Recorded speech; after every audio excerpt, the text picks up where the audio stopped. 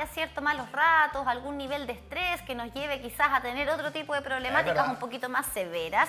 Es lo que queremos conversar a continuación. Nos vamos ahora a materia de salud, que mejor que hacerlo además con los que saben, ¿no? Los especialistas, quienes además están formando ya desde esta semana, ¿cierto? Con todo, a los próximos, a los futuros enfermeros y enfermeras. Hoy nos visita Catherine Pincheira, ella es académica de enfermería de la UDLA, para hablar de los ataques al corazón, los infartos y cómo detectarlos. ¿Cómo estás? Bienvenida. Hola, muy buenos días, bienvenida.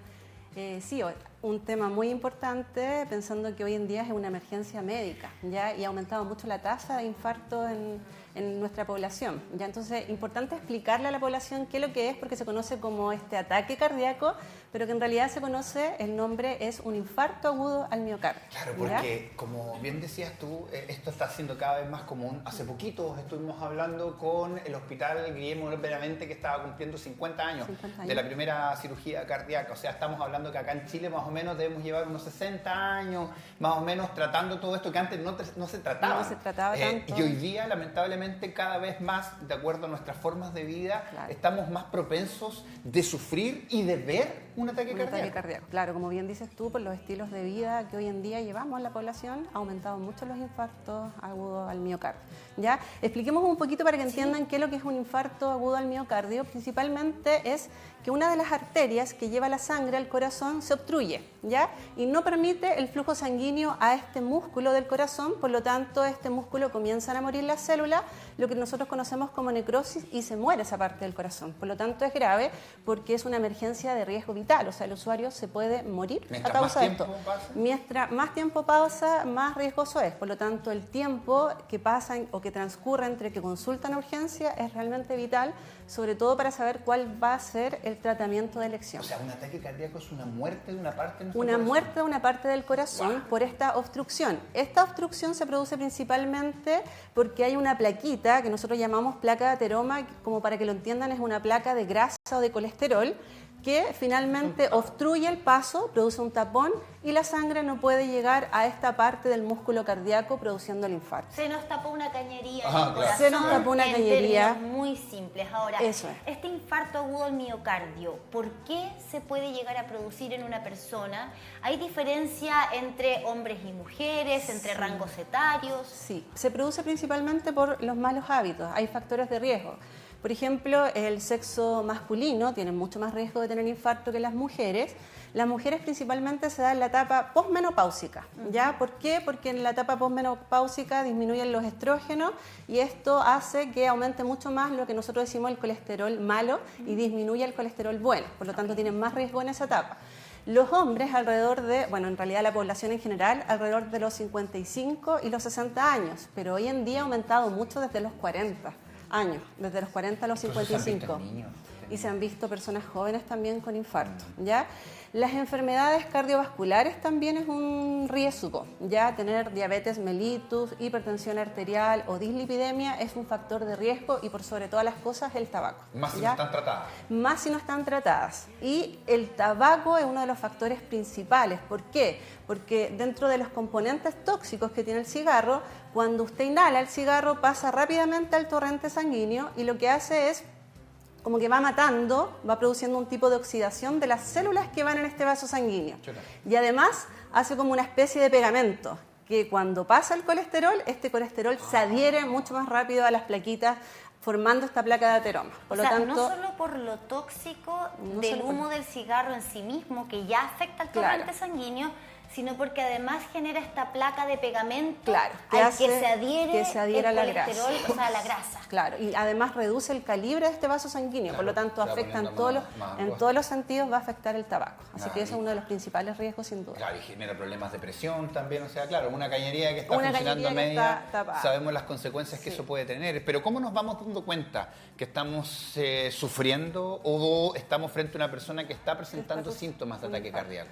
El principal síntoma es un dolor opresivo a nivel del tórax, es un dolor acá y la gente lo describe como un dolor literalmente como si le estuvieran colocando una losa en el pecho. ¿Ya? Es como un dolor debajo del esternón, pero es muy, pero muy opresivo, Okay. ¿ya?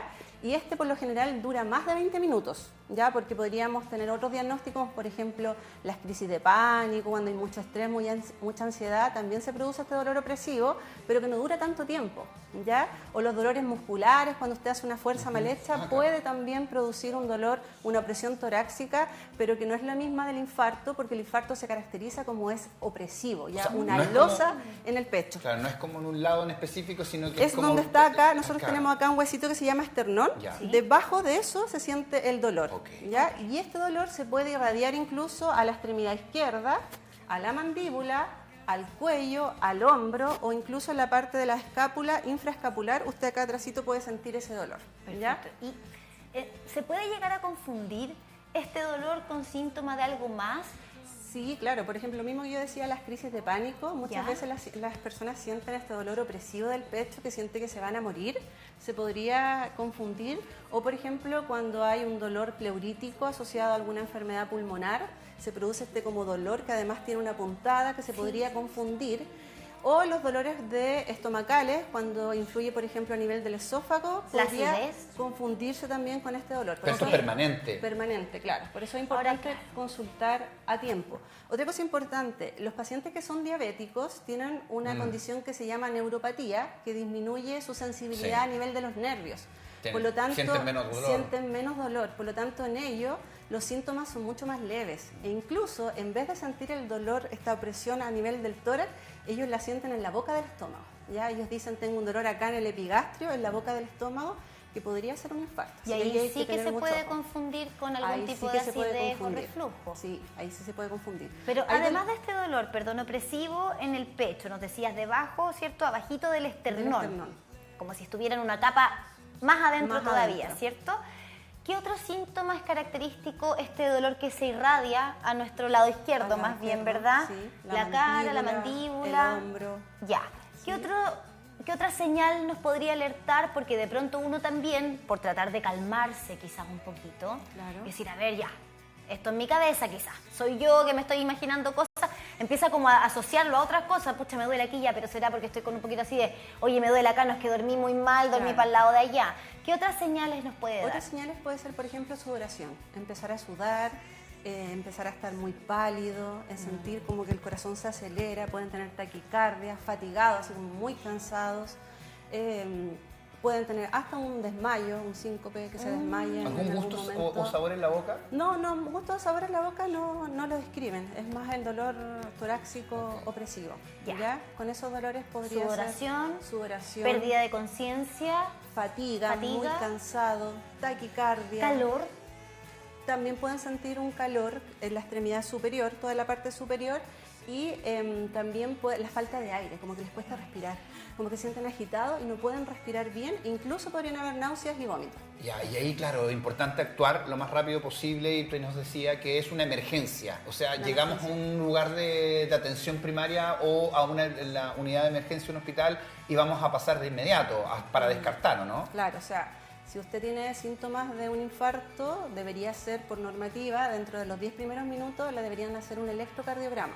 Ya, el electrocardiograma, que creo que muchos lo han hecho, es cuando colocan estos chuponcitos.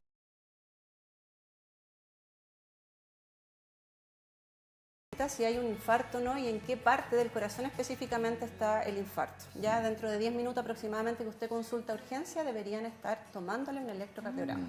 ¿Ya? Y además de eso se complementa con exámenes de sangre que son marcadores bioquímicos donde hay ciertas enzimas específicas que le dicen al profesional realmente está cursando un infarto. Y ahí ellos van a ver si es que requiere operar o Claro. medicamentos, o Ahí sea, va a se ve depender cuáles de... son, claro, el tratamiento, por lo general hay dos tipos de tratamiento que nosotros lo llamamos la reperfusión, que una puede ser farmacológica, que el objetivo principal es restablecer el flujo sanguíneo, disminuir, eliminar esta obstrucción, y esto se hace con, puede ser medicamentosa, la reperfusión farmacológica, que generalmente, bueno, llegan a consultar a urgencia, le dan aspirina a masticar, otros ciertos medicamentos y además le colocan un medicamento endovenoso que disuelve esta plaquita de ateroma. Si no está esa alternativa o ya ha pasado cierta cantidad de tiempo, está lo que nosotros llamamos reperfusión mecánica, donde se hace una angioplastía coronaria percutánea, que ahí ingresan por una de las arterias de nuestro cuerpo, generalmente puede ser una arteria radial o una arteria femoral por la pierna, e ingresan, como con una especie de un alambre chiquitito, ingresan hasta el corazón, ven dónde está la parte que se está produciendo la oclusión e ingresan una especie de balón que lo van inflando para poder eliminar esta obstrucción. Que es un balón, me imagino, chiquitísimo, porque estamos hablando de las arterias del corazón, ¿no? Que son muy chiquititas. Muy pequeñitas. Otra de las intervenciones que se puede realizar es un bypass coronario también. Que el bypass coronario obviamente es mucho más complejo, estamos hablando de hacer un puente literalmente, que es un puente que se hace con otra vena del cuerpo, generalmente usan la vena safena de la pierna, o puede ser una arteria mamaria o una arteria arterial, y forman una especie de puente. Okay. Entonces en el corazón un lo unen a la arteria aorta y lo unen a la parte donde no está llegando el flujo sanguíneo que se requiere para que puedan restablecer el flujo. Nunca deja de sorprender la medicina, sí, los avances, todo lo que se puede llegar a hacer para poder salvar este corazón que en el fondo se está muriendo un poquito, ¿verdad? Por este infarto agudo al miocardio. Ahora nos hablaba acerca de las personas con diabetes que podrían sentir menos dolor o incluso referir un dolor más en la boca del estómago que en la zona del esternón.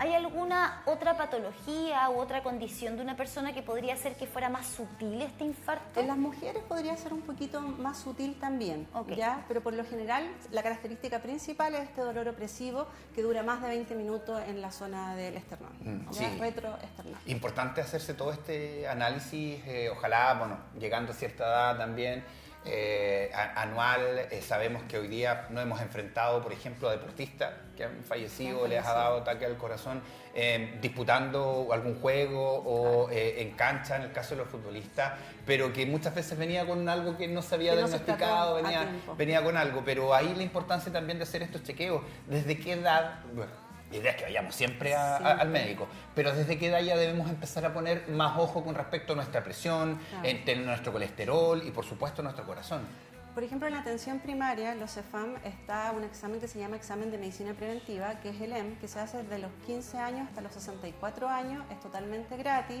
Usted va al CEFAM, se van a demorar aproximadamente 15 a 20 minutos en un par de preguntas y le dan una orden de examen y ahí se puede, por ejemplo, diagnosticar la hipertensión arterial, la dislipidemia, la diabetes, y es importante hacerlo una vez al año. ¿Ya? Eso es importante estar chequeando. Sí, hemos hablado de algunos hábitos de vida que pueden ser factores de riesgo, ¿no? Como la alimentación, el exceso de colesterol, finalmente los ultraprocesados, bueno, lo hemos comentado también en otras oportunidades, el tabaco como uno de los factores más riesgosos, ¿cierto? Algunas enfermedades de base, ¿verdad? Muchas veces la genética no nos ayuda mucho. Pero ¿qué hay de los hábitos de vida saludable en términos de salud mental? ¿El estrés hoy día se considera un factor gatillante de un infarto agudo al miocardio? Sí, podría ser uno de los podría estar dentro de los factores, pero así como solo el estrés, no, ¿ya? Pero si usted vive estresado y a eso le suma los malos hábitos, alimentación, comida chatarra en exceso, además consume hábitos que no son saludables, el alcohol o el tabaco, no tiene actividad física, probablemente sí puede llegar a que le suceda un tipo de infarto. Pero todo esto se complementan entre es en materia preventiva, ¿no? Porque una vez que ya llegamos con el infarto agudo al miocardio, la idea es tratar lo antes posible. ¿Cuánto tiempo se ha registrado quizás en la literatura que se ha dejado pasar de un infarto al miocardio y no consultar al especialista? O sea, es que cuando hay una obstrucción de una de las arterias coronarias, el tiempo en que ya se empieza a producir una necrosis, esta muerte celular que yo les decía, es alrededor de los 20 a 30 minutos. O sea, a las 3 horas ya tenemos un 75% de muerte del miocardio, que se completa a las 6 horas.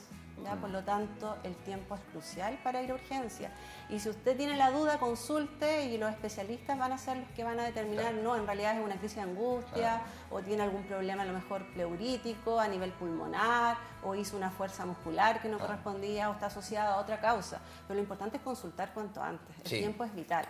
Y súper importante también, hay muchos usuarios que han tenido infarto y tener hábitos saludables después del infarto, porque la probabilidad de muerte o de que le vuelva a dar un reinfarto es muy alta durante el primer año de vida, después del infarto. Y ahí quería preguntarte también, bueno, aparte del tema de la cafeína, sabemos el consumo de drogas también es una problemática hoy. Pero ¿qué pasa después de una persona que sufre un infarto al miocardio? Entendiendo que, claro, va a depender de la gravedad, pero ya cuando hay una muerte celular, cuando hay una muerte de un pedacito de nuestro corazón, ¿qué consecuencias podría generar en una persona? O sea, lo más importante es, si usted no ha tenido nunca una patología y le da un infarto, cuando lo den de alta, usted lo primero que tiene que hacer es consultar en su CEFAM, más cercano donde usted está inscrito, y ahí lo van a ingresar a un programa que se llama el programa cardiovascular, donde al usuario automáticamente por tener un infarto le van a asignar un riesgo alto, por lo tanto va a tener derecho a controles cada 3 meses con un médico, con una enfermera y con una nutricionista. Entonces ahí le hacen un hábito, pero total, desde todos los aspectos, desde la alimentación, de la actividad física, y los van a dejar con medicamentos de por vida, que son medicamentos muy importantes que tienen que tomarlos como corresponde todos los días y en el horario establecido. O sea, el usuario tiene que quedar con medicamentos de por vida sí o sí después de un infarto. ¿Ya? De por vida. De por vida va a quedar con medicamentos después de un infarto para evitar que les vuelva a dar un reinfarto. O sea, Independiente de los cambios de hábitos de vida, o sea, eso va sí o sí. Porque si no, aumentamos la probabilidad y otro quizás el corazoncito no lo va a aguantar de igual manera que el primero.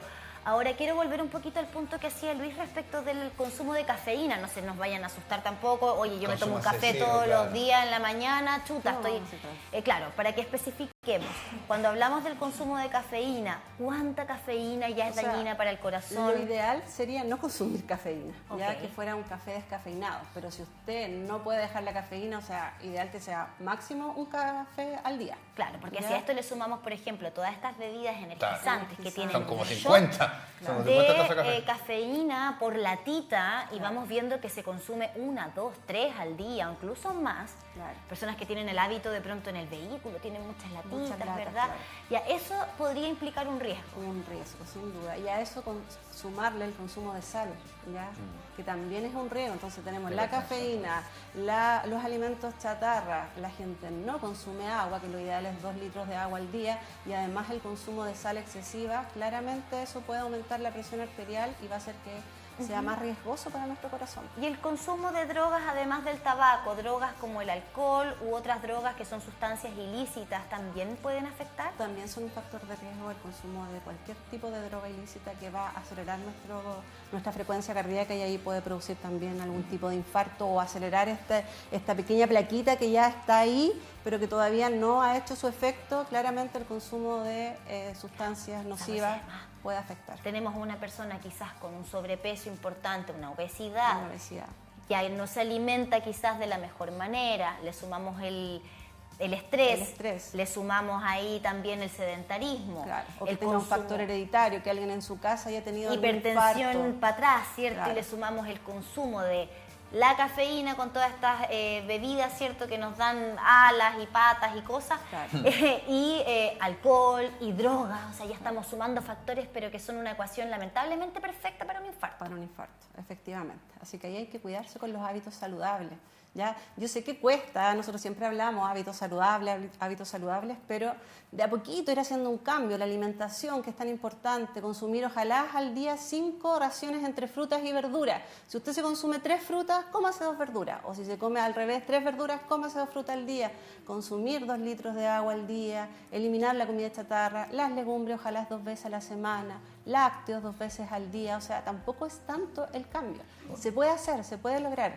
Si usted me dice, no, es que yo trabajo todo el día, imposible hacer actividad física, pero si se va en micro, bájese 10 cuadras antes de su casa, 8 cuadras antes, y se va caminando a la casa, o si sale a comprar el pan, vaya a la panadería más lejos y camine para que haga actividad física. Claro, ¿ya? Si puede subir las escaleras, bajar las escaleras. Claro, pero la actividad física, para que sea efectiva o sea cardioprotectora, es decir, que proteja nuestro corazoncito, tiene que ser cuando se acelera el corazón. No me sirve ir a caminar comprando el pan si en realidad mi corazón va de lo más bien. Ya hay que ir aumentando el paso hasta que el corazón se comience a acelerar. Esa es cardioprotectora, hay que sacarle trote. Y por eso también con mucho cuidado. Quien de un día para otro empieza a hacer ejercicio también tiene que tener mucho cuidado porque le puede pasar el efecto contrario. Claro, si no, de forma paulatina. Exactamente. Si acelera el corazón a mí, no va a ser lo mismo que para otro. Quizás uno puede subir 10 pisos en escalera y ahí recién le Y va a ahí, empezar a... Claro. Y otro sube 3 y chuta, ya estamos con el corazoncito. Por eso es cuando la persona siente que su corazón se acelera un poquito, eso es cardioprotector. Y calmaditos también, sin entrar ahí a tratar de correr la maratón, No, si nunca habíamos hecho... Con 30 minutitos todos los días, una caminata más rapidita, Exactamente. súper bien. ¿Se puede generar un ataque cardíaco sin darnos cuenta? Sí, también pueden tener síntomas atípicos o puede ser que no lo, sobre todo, por ejemplo, los pacientes diabéticos, los que yo les comentaba, como ellos tienen esta neuropatía, pueden ser que no se den cuenta. O sea, si es mujer y diabética además, Tiene le más, sumamos dos componentes Pero que hace que baje. que no sienta y no siente consecuencias, digamos, de todas maneras hay un problema. Claro, pero que no sienta absolutamente nada, no. Ya. A lo mejor va a tener un dolor, pero es un dolor que va a sentir que es leve, que a lo mejor no le va a tomar importancia. Y la Si consecuencia igual va a estar. Claro, por ejemplo, las mujeres que tienen el umbral del dolor, algunas mucho más alto, a lo mejor lo va a aguantar, va a decir, no, es un dolor, hoy estoy sudando, pero en realidad no es tanto, me ha pasado otras veces. Además, si Y es en la puede edad ser- posmenopáusica, puede que se confunda. Puede que se confunda, claro. Entonces, siempre va a presentar síntomas, pero mucho más leves, que puede que no les llame la atención. Ahora, ya nos decías que una persona que ha sufrido un infarto agudo al miocardio va a tener que tomar medicamentos de por vida. Sí. Pero la intensidad del tratamiento post-infarto cambia si es que a esa persona le dieron solamente aspirina para masticar y después la operaron, o alguien que sufrió un bypass, que nos decías es lo más invasivo. ¿Cambian los tratamientos para estos tipos de personas? Claro, es que el tratamiento va a cambiar dependiendo de las patologías que tenga el usuario. Porque si el usuario no tiene ninguna patología y solo se infartó, le van a dejar a lo mejor 2 medicamentos, una aspirina cardioprotector y otro medicamento. Pero si el paciente tiene hipertensión, diabetes, dislipidemia, hipotiroidismo, le van a ir dejando los medicamentos para cuidar su corazón, pero además para todas sus patologías. Y además, si hubo una intervención quirúrgica, me imagino que ahí también cambia el post. Claro, ¿Cierto? cambia el tipo de medicamento específico que se va a dar, cambia dependiendo de la intervención que le van a realizar al Luego de usuario. un infarto agudo al miocardio, ¿existe la posibilidad de que este paciente sea candidato, por ejemplo, para algún dispositivo en el corazón, un marcapaso o algo más invasivo? Es que el marcapaso se produce desde otra lesión, no se habla por una obstrucción. Ok. El marcapaso es cuando no funciona como la parte eléctrica del corazón, para entenderlo así. Ajá. ¿Ya? Entonces acá nosotros en el infarto estamos hablando de una obstrucción, Ya. que es una placa de grasa, de colesterol.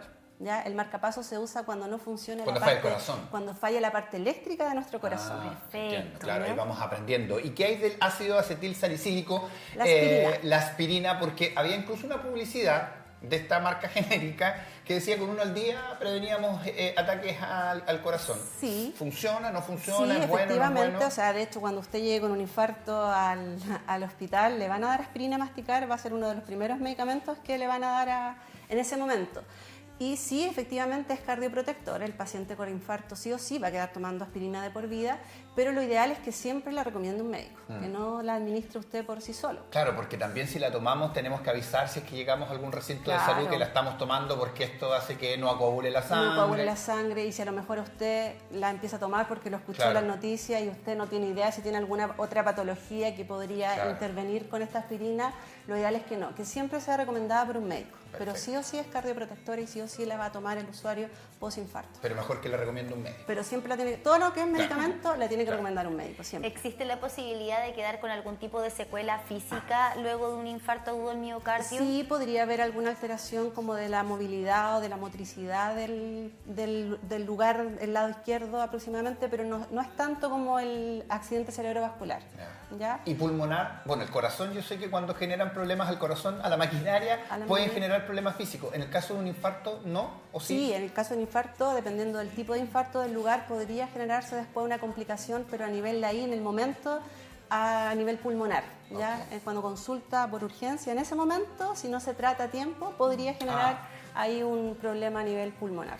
Bueno, lamentablemente a veces como pacientes tampoco somos los mejores en términos de seguir las recomendaciones, y yo creo que aquí es importante hacer ese reforzamiento porque muchas personas pasan por episodios traumáticos en términos médicos y claro, al principio quedan con mucho temor de volver a retomar sus hábitos. Claro. Pero pasado el tiempito, y como a veces tenemos mala memoria, ya se nos olvidó que nos recomendaron no comer ciertas cosas. Claro. Se nos olvidó que no podíamos fumar. O se nos olvidó que no podíamos ser tan flojitos o flojitas, ¿cierto? Y quedarnos ahí y no salir a caminar rapidito, ¿cierto? Claro. ¿Qué es lo que pasa con la vida de un paciente post-infarto en la práctica en nuestro país? Por eso yo les decía que está este programa cardiovascular, donde el usuario, una vez que es dado de alta del hospital, tiene que ingresar a este programa. Y este programa lo van a ver de por vida al usuario. Por lo tanto, ahí les van a ir dando todas las estrategias, todas las medidas, los medicamentos que requiere, los profesionales que los debe ir evaluando de por vida. Por lo tanto, el paciente no queda desprotegido en ningún momento, salvo que el usuario no tenga adherencia al tratamiento, que el usuario no tenga adherencia al control médico, ¿ya? Porque ahí es el usuario el que va a pedir la horita cada 3 meses con el médico, con la enfermera, con la nutricionista. Y si soy buena paciente, ya dejé de comer chatarra, me estoy portando súper bien, estoy haciendo deporte, mejoré mis hábitos, dejé de fumar, cambié todo lo que tenía que cambiar como factores protectores finalmente de mi corazón. Y digo, pucha, si estoy tan bien, ¿por qué no me dejo tomar el medicamento? No, no se puede. Y ese es uno de los grandes errores que sucede en los usuarios. Pero no se puede. Los medicamentos se deben tomar hasta que el médico lo indique. Y sobre todo si ya tuvo un infarto, los va a tener que tomar de por vida, sí, porque tiene más riesgo de un reinfarto. Pasa que cuando las personas nos sentimos bien, claro, vamos dejando los tratamientos. Los tratamientos, pasa con los antibióticos. Sí, claro. Y sí, pues el llamado de atención hoy día debe ser también al cuidarnos, ya no en la edad donde antiguamente era más propenso a tener un ataque cardíaco, o sea, de muchos antes, producto de esta mala relación que tenemos entre la vida sana y la alimentación y, por supuesto, los temas cardíacos. Me imagino que es muy distinto que le dé a una persona de 50 años versus que le dé a un joven de 20 años. Claro. O incluso un niño de 15 años este tipo de ataque, ¿o no? Claro, sin duda. O sea, un paciente joven que, por ejemplo, realiza muchas actividades, después de este infarto va a tener que estar con controles médicos para poder retomar su vida habitual. Ya, en cambio, los pacientes... Y puede ser mucho más complejo en un usuario de más edad, ya, sobre todo dependiendo del tipo de procedimiento que le van a realizar, cómo lo va a tolerar también. O sea, no, es que lo que le quería preguntar era, porque claro, tenemos ya hace 50 años que se están haciendo operaciones aquí en Concepción. Los ataques cardíacos, los problemas al corazón, ya como que las personas lo están viendo como algo ya... pasajero. Lo normalizan. Ok, le dio un ataque al corazón, claro. Ok, aquí lo veo bien. Se le tapó una arteria, ok. Le estamos bajando el perfil de riesgo a algo que es la muerte de un pedazo de nuestro corazón. Claro. Sí, y como decía usted, eso pasa y el usuario después se siente tan bien que deja todo de nuevo. Entonces deja los medicamentos, deja el hábito saludable y claro, se ve y se siente tan bien nuevamente porque cumplió al principio todo al pie de la letra que después se olvida y les vuelve, y yo le aseguro que le va a volver a dar un infarto. Finalmente, Catherine, junto con agradecerte por esta conversación súper explicativa, además muy clarita, ¿hay alguna contraindicación de un paciente que ya ha vivido un infarto, por ejemplo, de vacunarse, a propósito que estamos en campaña de vacunación? No, no hay ninguna contraindicación. Al contrario, los pacientes que se infartaron en algún momento, idealmente que tengan todas sus vacunas. Son prioridad, por cierto. Son prioridad además, claro. En la campaña de vacunación. Tienen que reforzar entonces las vacunas contra sí. la influenza, COVID, ¿verdad? Para todas, estar súper protegidos. Todas las vacunas para estar más protegidos que el resto, y además le hacen un carnet de control y con ese carnet pasan directamente a vacunatorio y los vacunan inmediatamente. Buenísimo. Porque son prioridad, como bien lo dije.